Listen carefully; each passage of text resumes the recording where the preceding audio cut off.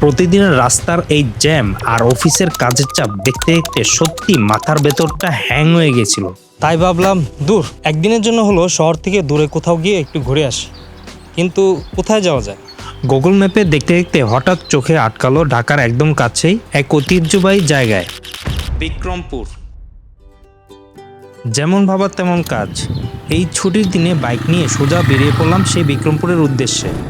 আজকের ভিডিওতে আপনাদের দেখাবো এই 100 বছরের বিক্রমপুরের পুরনো রাজবাড়ি, জগদীশচন্দ্র বসুর বাড়ির চারপাশে নিস্তব্ধ পরিবেশ, সন্ধ্যায় পদ্মা নদীর বুকে ট্রলার নিয়ে ভেসে চলার এক অন্যরকম অভিজ্ঞতা, আর ট্রিপের শেষে মাওয়া ঘাটে গিয়ে তাজা ইলিশ বেছে নিয়ে একদম গরম গরম বেজে খাওয়ার তৃপ্তি তো আছেই।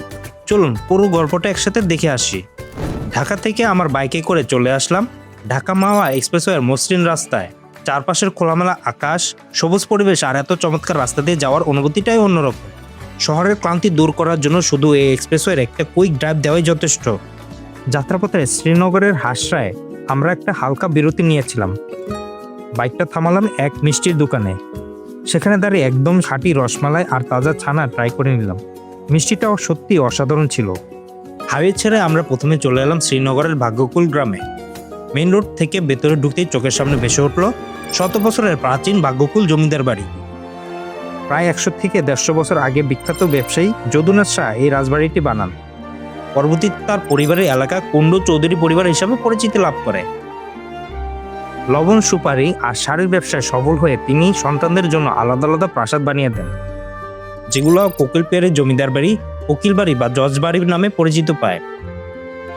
দোতলা এই ভবনটির সামনে যে 8টি বড় বড় পিলার বা থাম দেখছেন, এগুলো গ্রিক স্থাপত্য শৈলীতে বানানো।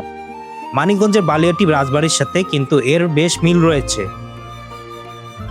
ভাঙাচোরা এই পুরানো দেওয়াল আর পিলারগুলোর সামনে দাঁড়ালে আজও এর 100 বছরের আভিজাত্য স্পষ্ট টের পাওয়া যায়। রাজবাড়ির সাথে রয়েছে বিশাল এক শান্ত পুকুর।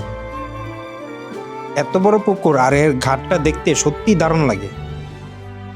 শহরের ইট পাথরের পরিবেশ থেকে এসে এমন নিস্তব্ধ জায়গায় বসলে সত্যি মন শান্ত হয়ে যায়।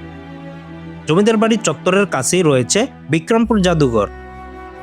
বিক্রমপুর অঞ্চলের অনেক পুরনো দিনের ইতিহাস খুব সুন্দর করে সাজিয়ে রাখা হয়েছে এখানে। বহু বছর আগের মাটির পাত্র, পুরনো দিনের ব্যবহৃত জিনিসপত্র আর নানা স্মৃতিচিহ্ন দেখে বেশ অবাক হতে হয়। আমাদের আগের দিনের মানুষজনের জীবনযাত্রা কেমন ছিল তা কাছ থেকে দেখার জন্য চমৎকার একটি জায়গা। জাদুঘর থেকে বের হয়ে আমরা সোজা চলে এলাম রানীখালে, বিখ্যাত বিজ্ঞানী স্যার জগদীশচন্দ্র বসুর পৈতৃক বাড়িতে। পুরো জায়গাটা গাছপালায় ঘেরা শান্ত সবুজ বাগান। ছোটবেলায় আমরা পড়েছি গাছেরও জীবন আছে, সেই মহান সত্য যিনি বিশ্বকে জানিয়েছেন তার ছোটবেলার আগিনায় হেঁটে বেড়ানোর অনুভূতিটাই আলাদা। বিশাল দিঘি আর ঠান্ডা বাতাসে জায়গাটা ঘুরে দেখতে বেশ ভালো লাগছিল। বিকেলের দিকে মাওয়ার উদ্দেশ্যে রওনা হলেও পৌঁছাতে পৌঁছাতে একদম সন্ধ্যা নেমে এলো। আগস্টের এই ভরা বর্ষায় পদ্মা নদীর রূপই কিন্তু আলাদা, একদম উত্তাল। আর এই সময় মাওয়া ঘাটে মনে হয় ইলিশের এক বিশাল মেলা বসেছে। দেশ জুড়ে কত মানুষ এসেছে বর্ষার এই তাজা সিজনাল ইলিশ খেতে। চারপাশের উৎসবমুখর পরিবেশটা দেখতে সত্যি মন ভালো হয়ে যায়। ঘাটে বাঁধা ছিল বড় একটা ডিজেল চালিত ইঞ্জিন ট্রলার।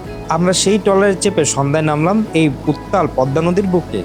ট্রলারের ইঞ্জিনের ধকধক শব্দ, নিচে নদীর পানি আর গায়ে লাগা ঠান্ডা বাতাস, সব মিলিয়ে দারুণ এক অ্যাডভেঞ্চার। কিছু দূর যেতে মাথার ওপর ভেসে উঠল প্রকাণ্ড পদ্মা সেতু।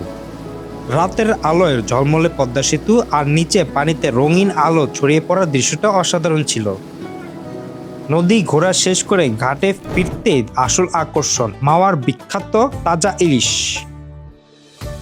ঘাটের হোটেলগুলোর সামনে সার করে সাজিয়ে রাখা বড় বড় পদ্মার ইলিশ। আমরা একদম তাজা দেখে একটা মাছ নিজেদের পছন্দের মতো বেছে নিলাম।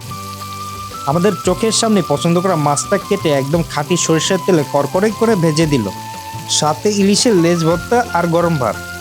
কড়াইতে মাছ ভাজার সেই শব্দ আর গ্রানে ক্ষুধা দ্বিগুণ হয়ে যায়। গরম ভাতের সাথে কড়কড়ে ইলিশের প্রথম লোকমাটা মুখে দিতে সারাদিনের সব ক্লান্তি এক মুহূর্তেই শেষ। একদম খাঁটি স্বাদ। খাওয়া দাওয়া শেষ করে আমরা এবার বাড়ির দিকে ফিরতে লাগলাম। আজকের এই পুরো ভিডিওটা আপনাদের কেমন লাগলো কমেন্ট করে অবশ্যই জানাবেন। ভালো লাগলে বন্ধুদের সাথে শেয়ার করবেন। দেখা হবে নতুন কোনো জায়গায়। সবাই ভালো থাকবেন।